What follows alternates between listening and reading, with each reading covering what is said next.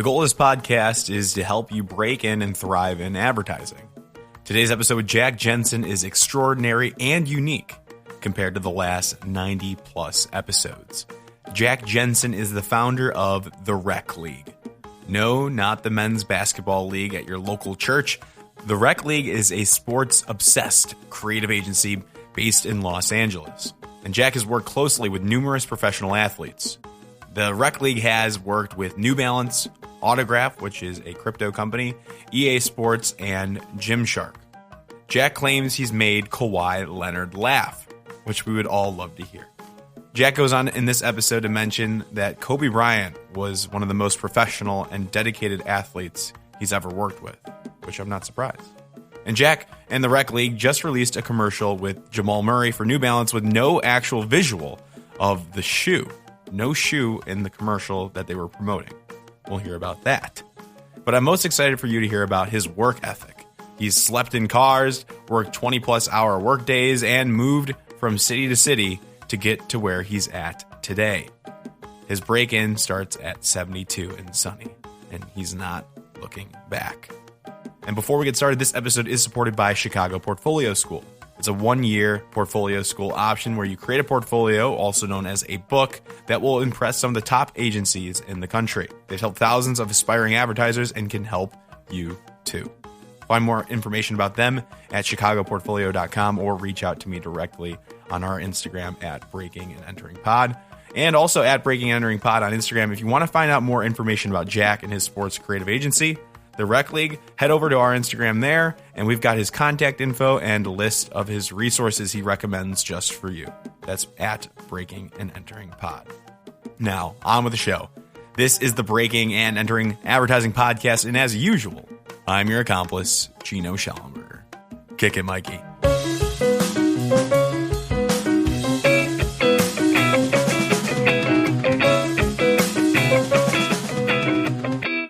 All right, ladies and gentlemen, we have a very special guest today. I'm super excited to introduce Jack Jensen. Jack, you are the founder of the Rec League.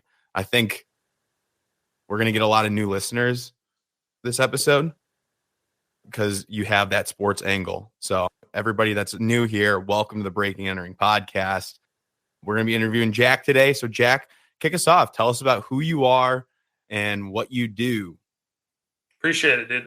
Yeah, so I'm Jack, co-founded the Rec League with my creative partner, Trent Euban, in 2018. Writer-director over there. You know, we kind of initially got going because we came from agency world client side. I felt there just wasn't a ton of people within the creative side that truly knew sports and sports culture. I felt like it's a space that really demands authenticity and story. And, you know, that was kind of the kickoff point for Rec. And, you know, initially Trent and I we met working at 72 and Sunny back in the day. And, you know, we just kind of would hide away money every month and then go and make something and learn and, you know, continue to be on set. And then from that, it just kind of blossomed organically, started bringing in more people. And now it's kind of, you know, blossomed to where it is today. Nice. So if you had to categorize your agency, what would it be again?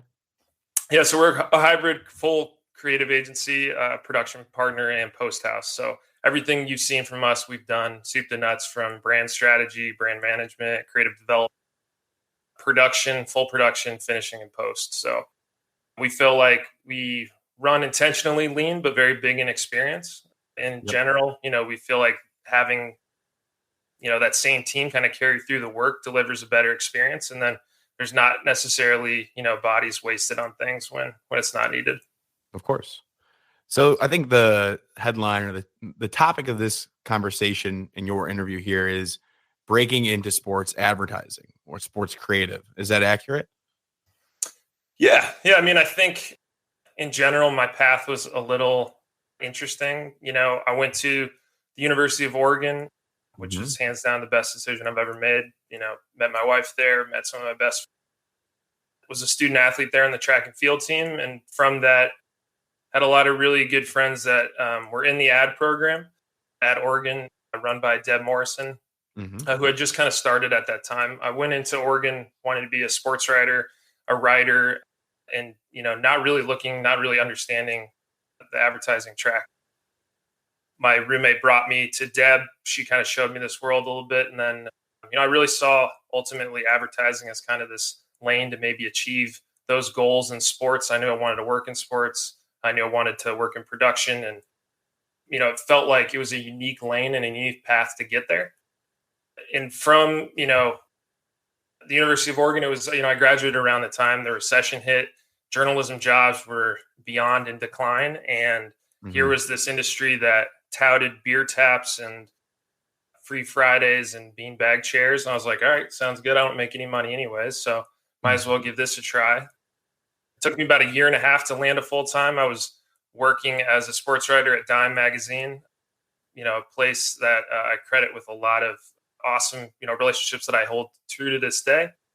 And it really got me connected with sports along with, being a student athlete at Oregon. And, from kind of grinding for about a year and a half, I went down to San Francisco, did an internship in an ad agency. It didn't really work out. Went up to Portland with the sole intention of bugging Wyden every single day to try to get on the Nike team. Wait, so you didn't have a job? You didn't have a job there? You just went up to Portland?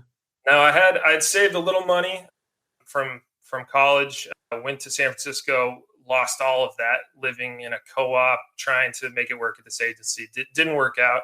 What was the agency? Say it again, sorry. What was the agency? I don't want to put anyone on blast, but it didn't work. Good shop, good people, but went up to Portland, rented a $300 studio in Beaverton, Oregon, and was just making things and sending them to Wyden and trying to get in. I mean, anything. Like, honestly, I was like making videos, I made a mock website. I wrote an entire song, then wrote it on a basketball, pumped it up, sent it to them with beats. I was like, anything I could do to try to break in to this thing. Didn't work, but met some really good people. Got into 72 and Sunny, an internship. It paid, which is great. Yeah, it paid $400 a month. I was living in Oregon on a Thursday. They said, can you get here on Monday? I was like, okay, packed up my Explorer with what I could fit in there, drove down, called a friend who was living in LA if I could spend the night. It ended up turning to 3 months on his floor. And then I was living in an agency for a little bit. Yeah, I was living in my car for a while. We even it was like an amazing, awesome story. But, we found this like parking pass for this mega apartment complex in LA. We photocopied it, put it on my car so I could like sleep in my car behind the gates and stuff. It was like this entire journey of LA. My parents had no idea of any of this. Oh yeah, I'm curious. Like, well, were you doing this all by yourself? I mean, what was motivating you? Why care so much? Did you just want to travel? Is that in your DNA? What was going on in your head? No, I mean, so from Denver originally. I went out to Oregon, and my parents are insanely supportive, and I just felt like I needed to do it. It didn't work out in San Francisco for me. I felt like it didn't work out in Portland, and I was like, I need to do whatever I can to make LA work.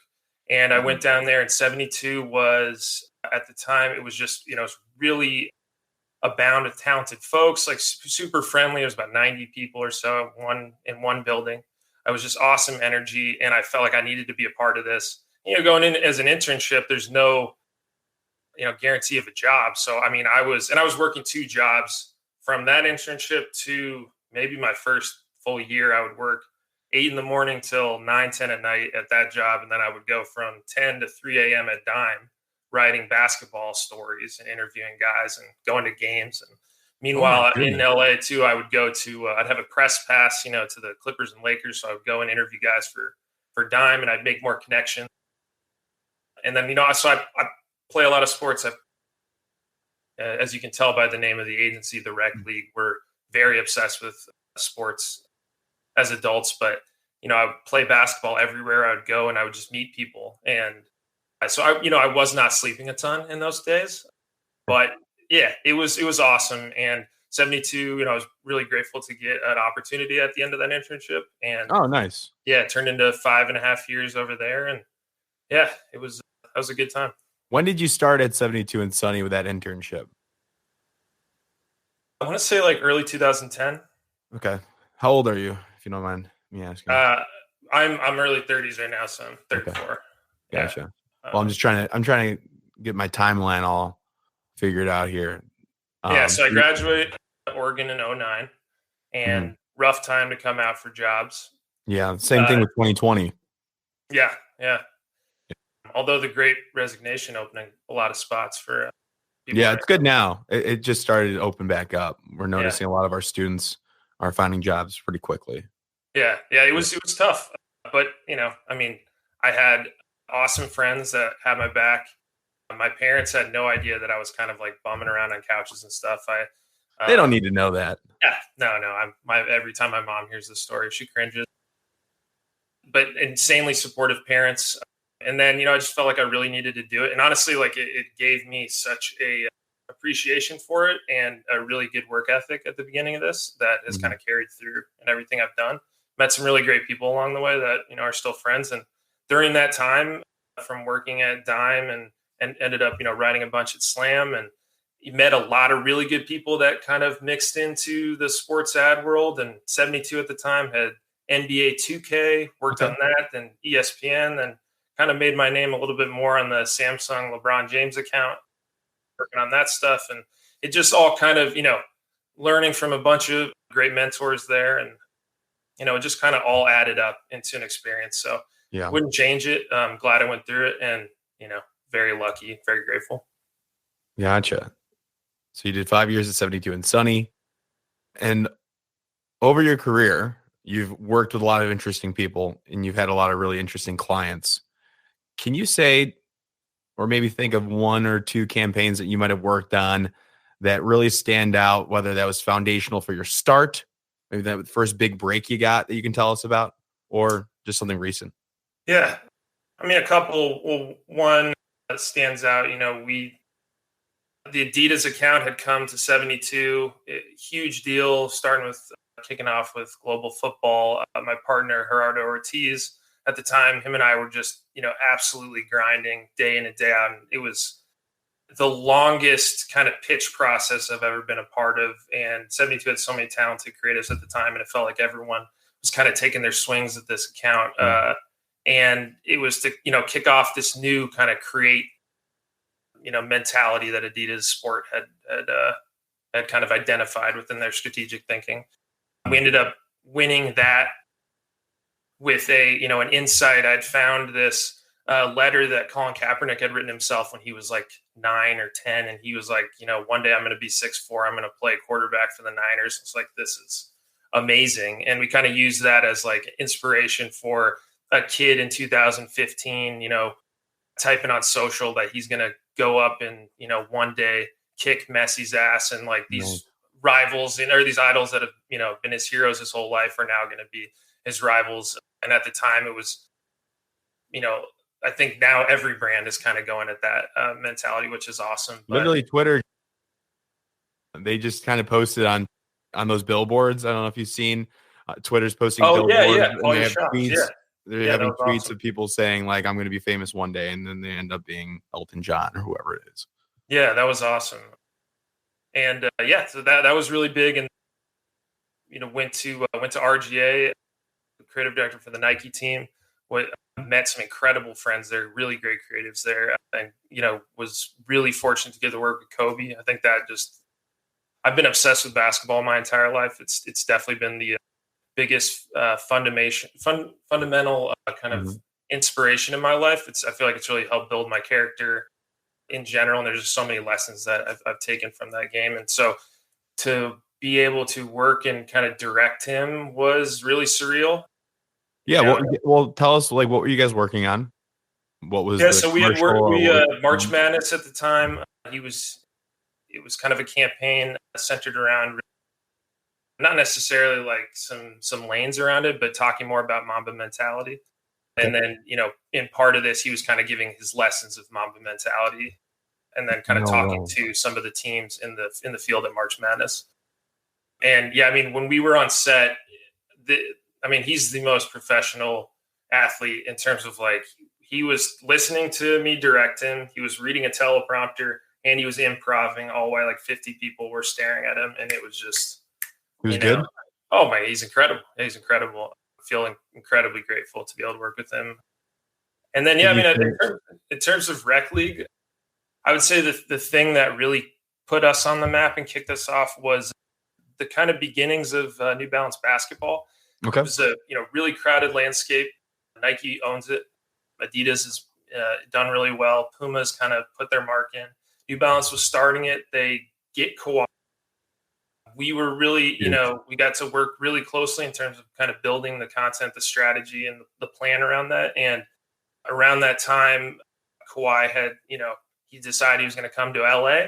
And I think with everything that I called that, by the way, I called that. All my buddies that are listening, the Clips. Yeah, I called nice. That. They know that. Yeah, but he when he was he made that call. We kind of got the brief and went off on that, and then we ended up creating this work called Reign Over LA that kind of kicked off this New Balance basketball in kind of a larger sense, and it felt like it really attached with culture. I think Skip and Shannon still talk about it all the time when there was little shots at LeBron and these other little kind of imagery and Easter eggs throughout it, and we were such a small shop at the beginning of that. I mean, the very beginning of Rec League was, 3-5 guys in a kitchen. What is it now? What's it looking like now? So we have about 15, and then we flex up for creative and production. So, we just did a production with 115, and, we'll flex down. So the kind of intention behind it to be intentionally leaner is just to not waste space on, bodies that aren't doing anything. So, no, I think that's attractive to a young aspiring advertiser or marketer. I think that's what they want to hear, especially if you're creating great work all the time. Yeah, you got to be adaptable. I mean, we were, when we started, the idea of agencies just living in project world was really terrifying. And, I think we embraced from the start, how can we, continue to add value in different ways. And we pride ourselves on everyone. One, we want everyone to come here and work here as, Swiss Army knife and continue to learn. But I think we have a really, really secure and confident crew that very welcoming and just opening to helping careers. And, we understand anybody that comes in here and helps Rec League is obviously helping push that work forward, but we want to help them in their careers too. So it's been really awesome to help kind of building this thing with some great guys. Who's the best basketball? I mean, hands down myself, and the fact that no one can stand here and deny that to you is great. But yeah, anyone wants this work, my Instagram is Jensen Jackson. I'm happy to see you on the court. There we go. Well, if my buddy Juice is listening, you'll have to come. We'll have to fly to LA. Done. We'll get a lot of courts out here, a lot of games. Yeah. Good weather too. We have a snowstorm right now. That's been pretty tough, but do you play? I don't play myself. I think we're starting a Rec League actually. We're starting soon though. Peter, if you're listening, message your priest so we can get that going. Yeah, I think there's something really communal about the idea of a Rec League. Like when we looked at the name and we thought about it, and there's kind of this hierarching philosophy, and we have a few philosophies that we kind of live by, but there is something really unique about a Rec League that takes a bunch of different people that didn't necessarily come to the same school or the same, city to initially for this thing, but that they're coming together for an hour a week to become a team and work together and kind of bring back a little bit of the glory days. And there is something awesome that I think we all miss about that kind of team sport mentality and camaraderie. Yeah. So you try to bring that to your agency. Is that what you're saying? Oh, 100%. The dream is certainly to one day build the agency around an indoor basketball court. Would be fantastic. So that'd be cool. Yeah, I know every agency seems like they build their agency around stairs. Yeah. Well, who doesn't love running stairs? So yeah. Yes, every agency's got these nice stairs in the middle that they take pictures on, but it'd be way cooler to have a basketball court in the middle. Gorgeous stairs. I think the clients appreciate the stairs too. That's what Cool. Awesome. So let's kick it back. I mean, I just want to highlight those main points of your break-in again. You said a lot of interesting things. We went fast over it, but what would you say was like your big break-in moment where you broke into advertising? What was that moment again, and how did that work for you? The moment, I broke into advertising for real in my mind was, the finishing the internship at 72 and them offering me a And what was job. that internship again? Can you tell us the details on that internship? It was 3 months. You were working a lot of hours. And what was your role?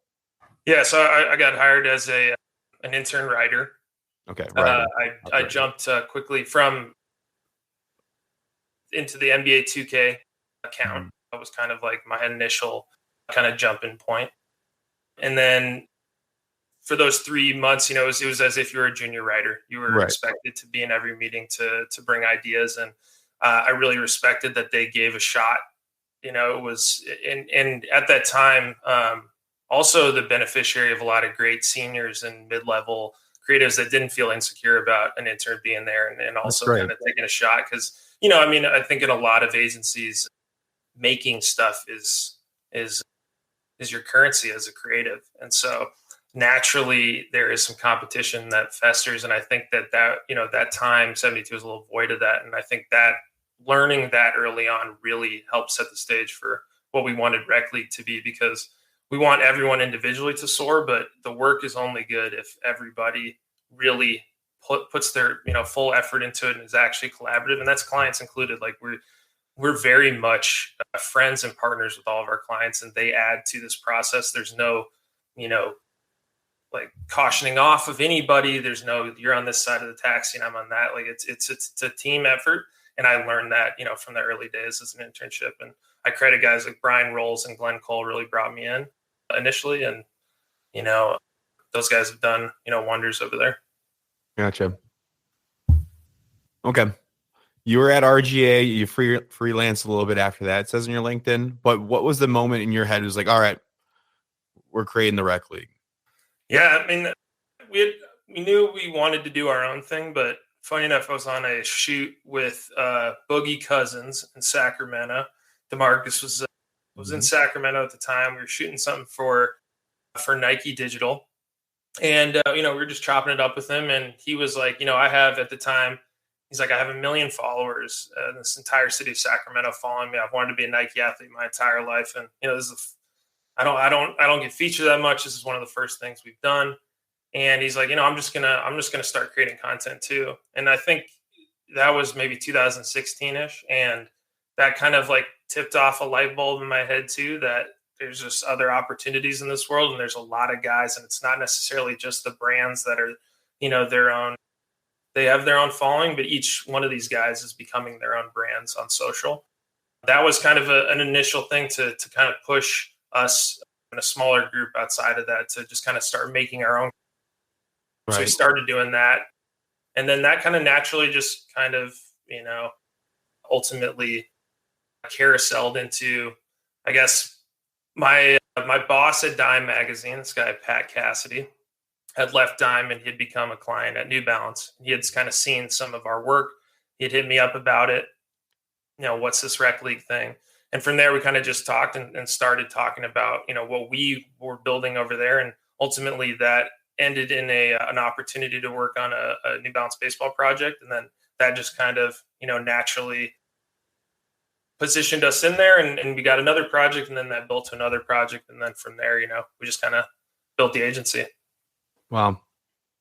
All very organic. I mean, that's, and we've learned too, there's no way to like force it, and just like the work, you got to be authentic and ultimately be good people. Right. So Boogie said, I'm going to create my own content. And you said, oh, Boogie can do this. I'm going to do this. I'm like, if Boogie wants to do this, then more athletes want to do this.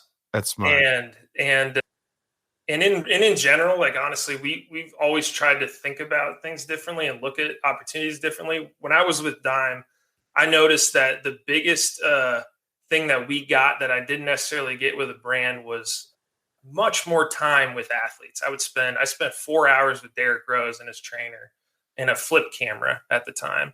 And then, wow. We jump into a brand world and we get, hey, you got an hour, and they're in and out. We need to see everything. And so we're like, okay, well, I can get 4 hours over there and I can tell a story. And so, we hit up Slam with that kind of, we first started Rec with like, hey, we can do more in that time with these guys. and we'll just, we'll pull favors. We'll do whatever we can. Mm-hmm. And we originally did a set of 3 with Kyle Kuzma when he was a rookie for the Lakers.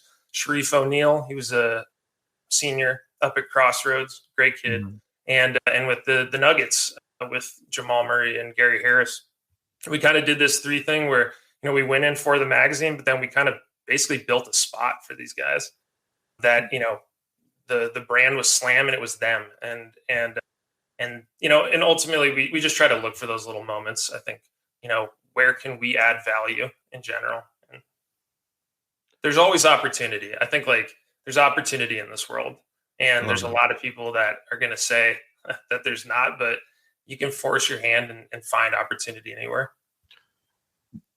Did you ever make Kawhi Leonard or see anybody make Kawhi Leonard laugh? Yeah. No, we made him laugh. We got some photos. I don't know if they were approved, but teeth were shown. Okay. Yeah. And he's a good dude. Oh, absolutely. I'm sure. I heard a story. He ate a bunch of apples at dinner once. Have you heard that story? I did. I think that was debunked, but I do. Okay. I hope that he was chuckling to himself about that.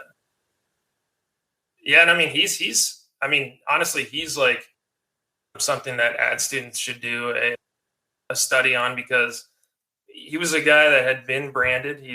Jordan, Gatorade, and from our perspective, it looked like a lot of brands were trying to make him LeBron, and he just isn't. And people don't, and people like Kawhi because he's Kawhi. And so with New Balance from the very start, we leaned into him, and the idea was, how can we get the entire world talking without our guy having to say a word? And so you'll see, on the first 3-4 campaigns with Kawhi, he doesn't say a word intentionally. And it's not that he doesn't have anything to say. The spots are incredibly loud, I think, in his statements. But we lean into what is him and what's comfortable to him, and why he is cool, and why kids actually, are attracted to his story, and why they like to watch him play and not anybody else. And with everything, I think that's a tenet of our work, and something as, I think very strategically and insight driven about creative as a writer, but we try to lean into curveballs, or, I think a lot of brands looked at it hey, we have this spokesperson who doesn't like to talk. And we looked at it as a positive. So, okay, cool. Right. We can do a bunch of other cool stuff with that. And, similar to this thing we just did with Jamal Murray and Darius Baisley, there's a lot of shipping issues with shoes. There's a very real issue, where we couldn't get sneakers to the guys on the shoot day. And we have an awesome client who's down to lean into those curveballs and poke fun and be self-aware. And you can create, awesome work with it. And so we created a shoe commercial without a shoe, because, it's a shoe commercial without a shoe. Shoe commercial without a shoe. Yeah. Because the supply chain, it was kind of supply chain. Hey, you get it. It's a whole thing. The term for that is acknowledging resistance. I actually just read one chapter of a book yesterday, and that was the chapter. So very cool. Yeah. And Boardman gets paid. I love that. I love that line. That was give a shout out to Sean Sweeney at New Balance, and Q came up with those shirts and that kind of so branding. And, fun guy. And, it makes sense that you're just leaning into the Kawhi brand. That's who he is. Those are his values. I mean, if he is not a showy guy, so you're not going to make you're not going to make him be showy. It just makes sense. Exactly. Or the show is going to be around him, and it's how he's going to control that show. Mm-hmm. I think there's always a strategy. There's always an idea to something that, whatever the perceived curveball or resistance, there's a way to think around that. So is it much different? When you have sports clients, is it much different than your traditional clients at an ad agency? You have your concept, you have your strategy, and you have your executions, all based on creativity and being interesting. I mean, the fundamental, it seems like they're pretty parallel. Maybe on paper, but I mean, I could say that I could use Tide my entire life, and I don't need to have used Tide my entire life to write something that you convincingly need to wash your clothes. But if I'm talking to young aspiring football players, or a kid in London who is a humongous, Liverpool fan, and I better know what the hell I'm talking about, because they're going to call bullshit immediately. And so that, subconscious to some, very on the nose to others, but that authenticity and that realness, we say real always resonates, and it truly does, and that's what makes it different, being able to talk the talk, and being authentic, in our opinion, isn't stats and wins and losses. Like, it's awesome to know that you should be plugged in, but there is an authenticity to the passion and understanding of what it is to be that kid and to want to be that guy. You can't fake it. You can't lie. You have to be because these are fans. Fan is short for fanatic. They will sniff it out if it's bullshit. Yeah. And it's uninteresting. I've seen that. I've seen the same sports spot 1,000 times. And so how can we do something different? And, I think a lot of my career, I've always heard a brand like, well, we don't want to be Nike. We don't want to. Well, Nike's kicking ass, sure. But they're doing their own thing. So, like, we don't want to be them. We don't want to have to, run their same playbook. So let's create our own. Love it. So what advice do you have for the aspiring sports marketing, sports advertising student or recent grad? They want to do what you do. And I don't know too many agencies that do what you do. I'm sure there's a couple competitors that you have on the top of your head, but we're not talking about them. How do we get into the? I would say to young people jumping in, one, like, give a shit, truly. I think you can use advertising for whatever you want out of it. I'm a person who's, I think a lot of creatives in general, like, kind of secretly loathe, but also love that they work in advertising. There's a lot of possibilities and opportunities in it.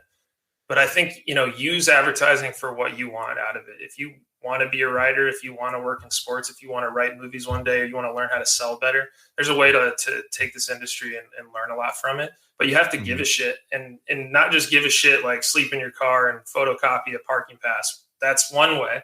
But, like, truly care about the insights and do the research and, like, consume. I consume comments, and I'm studying audiences, and I'm watching interviews, and every day it's an everyday thing. And that ultimately equals better work. And don't just worry about putting portfolio pieces, but think about the ideas you're coming up with. And, it's a deeply insecure creative industry because creatives attach a bit of themselves to work. You write an idea, you come up with an idea out of your brain that didn't exist, and somebody crushes it. Yeah, it's hard to not take that personally. You gotta lose that immediately. Seriously. And it takes a bit. It takes a bit. Well, we see that with our students, our first quarter and second quarter students. It's hard for them to unlearn that they're not your babies. They're just ideas. Think of more. And it's hard for them in the beginning. But I think it comes with sacrifice and struggle too. I say that talking about, we're working at, like, standing desks, drinking boba. So it's not like you're sacrificing a ton, but it's, if you get beaten down and you get bad reviews and you lose a thing, like, that's going to build it up. So, and once you do it, once you know you can do it, once you finally, whatever your goal is, if your goal is to get a spot on Monday Night Football and you finally do it and you can do it, hopefully that releases a lot of that tension. So I think for young people here, one, we want to get them involved early so that their ideas are a part of the collaborative process. So they're not like, okay, you didn't win the big idea, you're shut out. Everybody's a part of, like, building this thing on whatever brand they are.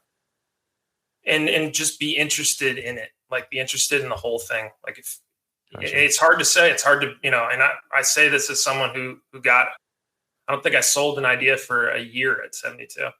And, I think I came to work every day hoping they didn't realize that I was bad at this.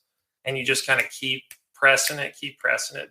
And then what we just talked about, you mentioned resistance, but I would say lean into curveballs with work, with every single brief you get. Like, to me, that's where, like, the magic happens, is, like, finding those little bits in the brief that, like, are already there for you and that you might perceive as resistance. Like, if you find the way into that, that's the thinking that people attach to, because I think people are really perceptive of self-awareness, and there's a superpower in that. Love it. Great. Are you hiring now, or how can people reach out to you if they want to just learn more about you? We're, always looking for talent in general. You can find us, at Rec League Legends on Instagram, therecleague.com. Reach out, follow, watch. be interested in sports. I'd say there's never been a moment in time where if you want to write about sports or you want to be a part of it, there's a blog for every single team. There is an opportunity to, and don't be afraid to jump in and take that, I'd say. But yeah, I mean, definitely hit us up and follow along. Cool. All right, Jack, that's all I got for you. We'll have people reach out to you. It'll be easy to find you. I'll have all of our links at Breaking and Entering Pod on Instagram, all one word. And they can find you there, and I'm sure they will. You'll probably get a bunch of messages. So thanks for coming on. Appreciate it, sir. Did you hear anything on this episode about a job you'd like to have someday, soon, in advertising, strategy, design? The kind of job where you use your brain and your creativity? If you did, chances are a portfolio can really help you get that job. That's where Chicago Portfolio School comes in. They have programs and classes that help you show off your thinking and get you the job you want. So visit them at chicagoportfolio.com. And if you drop my name, Gino, into the chat box, they'll send you more info and a cool Sharpie. Or just some more info. You can decide that. Thanks. Thank you so much for listening to this entire episode of the Breaking and Entering Advertising podcast. If you like what you heard, it would mean a lot to us and help us grow and get better guests, better break-ins if you could go to Apple Podcasts and leave us 5 stars and a small review if you have the time. Be sure to connect with our guests if you like what they said by going to our Instagram at Breaking and Entering Pod. That's all one word, Breaking and Entering Pod on Instagram. We have links to their portfolios and their LinkedIn. And they want to connect, so do that. And thank yous. Thank you to Mikey Malarkey, our audio engineer, and Buchan Zhang, our creative director. Can't do it without you two, and a team from the University of Illinois. It's a student team from the agency called AdBuzz, their PR agency, and it's been a pleasure working with them. Thank you all so much, and we will see you next week with another amazing guest.